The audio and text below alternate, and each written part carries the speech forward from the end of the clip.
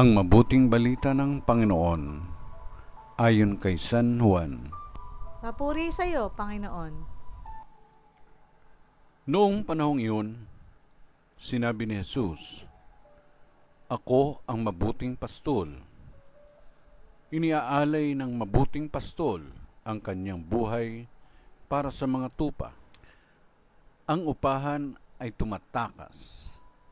Kapag nakikitang dumarating ang asong gubat, iniiwan niya ang mga tupa, palibasay hindi siya pastol at hindi kanya ang mga tupa. Kaya't sinisila ng asong gubat ang mga ito at pinangangalat. Tumatakas siya palibasay upahan lamang at walang malasakit sa mga tupa. Ako ang mabuting pastol. Kung paanong nakikilala ako ng Ama at siya'y nakikilala ko, gayon din naman nakikilala ko ang aking mga tupa at ako na may nakikilala nila.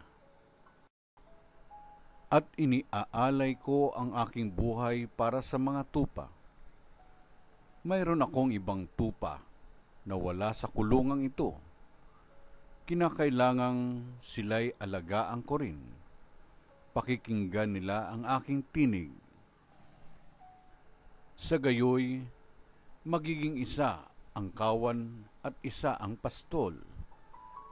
Dahil dito'y minamahal ako ng Ama, sapagkat iniaalay ko ang aking buhay upang ito'y kunin kong muli. Walang makakukuha nito sa akin. Kusa ko itong binibigay.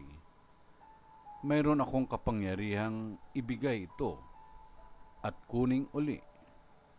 Ito ang utos na tinanggap ko sa aking Ama." Ang mabuting balita ng Panginoon. Pinupuri ka namin, Panginoong Jesucristo.